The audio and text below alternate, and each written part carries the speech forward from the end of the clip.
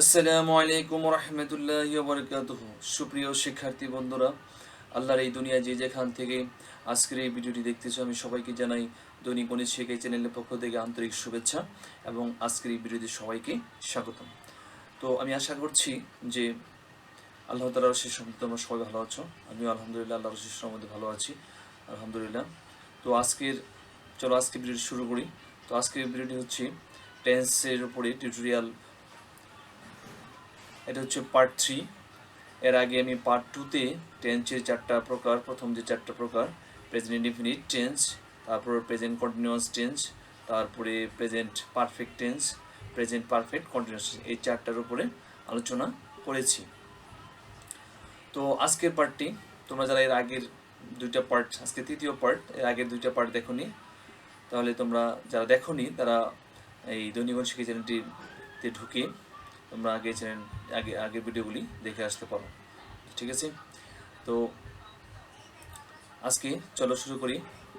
Past টেন্সের যে 4টা প্রকার আছে, এই 4টা প্রকার নিয়ে আজকের ভিডিওতে আলোচনা করব। তো এখানে দেখো, আশা করছি সম্পূর্ণ ভিডিও যদি ভালোভাবে দেখো তাহলে তোমার টেন্সের আর কোনো জটিলতা থাকবে না। দেখো এখানে পাস্ট ইনডিফিনিট টেন্স, এটার যে স্ট্রাকচার আছে, এটাকে যে অ্যাসার্টিভ যে রূপ আছে বা স্ট্রাকচার আছে, দেখো স্ট্রাকচারটি প্রথমে সাবজেক্ট। এখানে স্ট্রাকচার এই জন্য দেয়নি যে এই সেন্টেন্সটাকে আমি আই স্পোকেন, এটা যে একটা অ্যাসার্টিভ সেন্টেন্স, এটা বোঝানোর জন্য এটা অ্যাসার্টিভ সেন্টেন্স দিয়েছি। মূলত এটা একটা স্ট্রাকচার, ঠিক আছে? আচ্ছা, তারপর দেখো সাবজেক্ট। প্রথমে সাবজেক্ট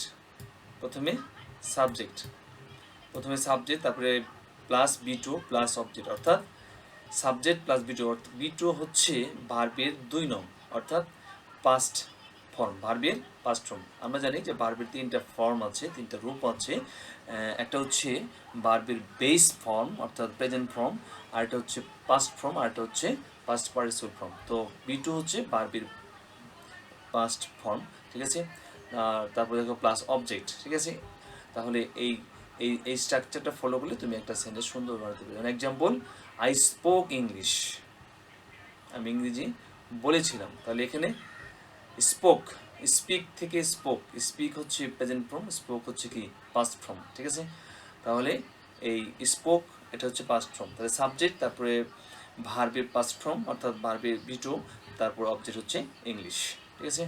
তো এই সেন্টেন্সটাকে তোমরা নেগেটিভ সেন্টেন্সে যখন পরিবর্তন করবে তখন স্ট্রাকচার হবে subject plus did not plus B1 ভার্বের 1 নং plus object. Example, I did not speak English yesterday. তাহলে এই যে এখানে শুধু কী হবে, ডিড নট হবে, ঠিক আছে?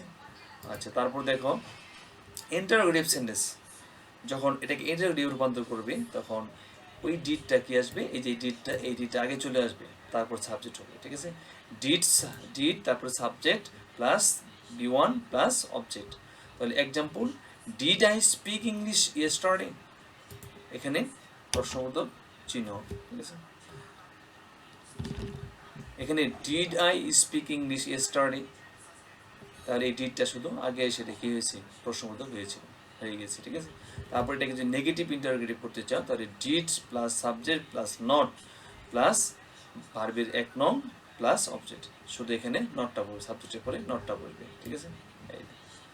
তারপরে দেখো এই যে did I not speak English yesterday, তাহলে এই যে এখানে ডিডটা আগে আসবে, তারপরে সাবজেক্টের পরে নট বসবে, আর বাকি সব ঠিকই থাকবে।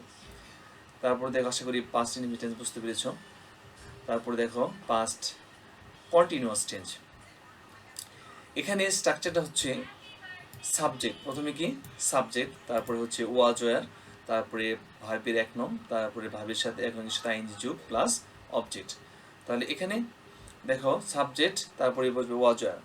এই যে এখানে দেখো, যেমন এখানে আছে Mahesh was writing his question, তাহলে এখানে ওয়াজ রাইটিং সাবজেক্ট, তারপরে ওয়াজ, তারপরে ভার্বের সাথে আইএনজি যোগ, তারপর বাকি অংশ, ঠিক আছে?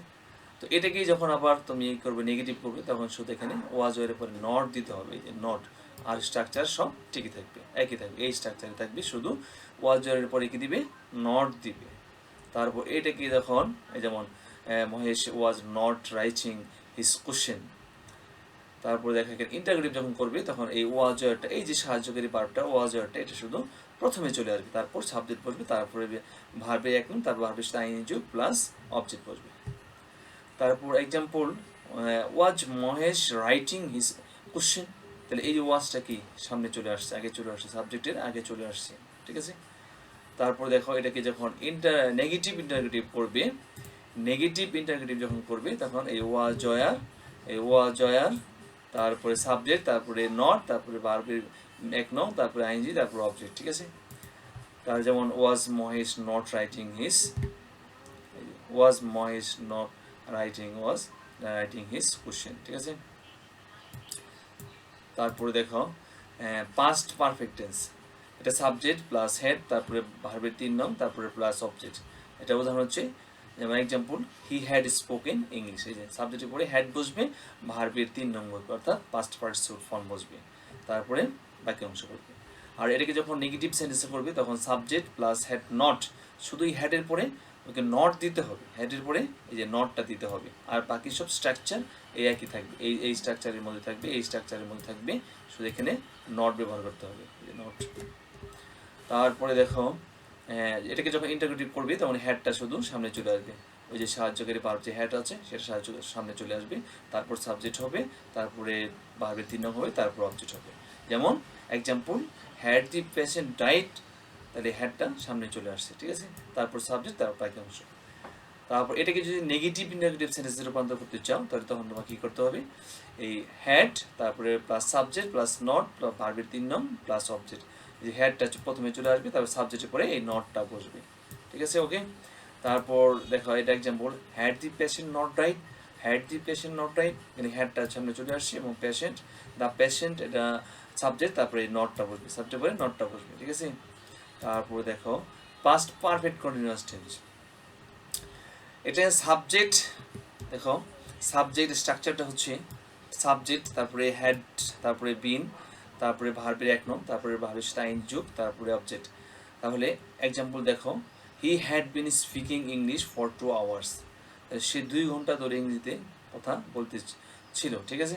তাহলে হি হ্যাড বিন, এই যে হ্যাড বিন সাবজেক্টের পরে কী বসবে, হ্যাড বিন বলবে, ঠিক আছে। তারপরে স্পিকিং, ভার্বের স্পিকের সাথে আইনি যোগ, তারপরে ইংলিশ, তারপর ফর 2 আওয়ার্স, এটা কোনো একটা সময় ধরে কাজটা চলতে ছিল, তো হি had been speaking English for 2 hours.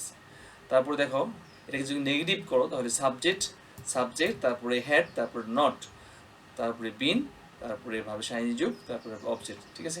তাহলে যে he had not been speaking English for 2 hours, তাহলে এখানে he had not been speaking English for 2 hours, তাহলে এখানে এই যে হ্যাডের পরে কী বসবে, নট বসবে, তারপরে ওই একই থাকবে, শুধু এখানে কী বসবে, এই নটটা বসবে। তো এটাকে যখন আবার ইন্টারোগেটিভ করবে, যখন এটাকে আবার ইন্টারোগেটিভ করবে তখন দেখো এই যে হ্যাড সাবজেক্ট, তারপরে বিন, তারপরে ভার্বের 1 নং, তারপরে আইনযোগ, তারপর বাকি অংশ,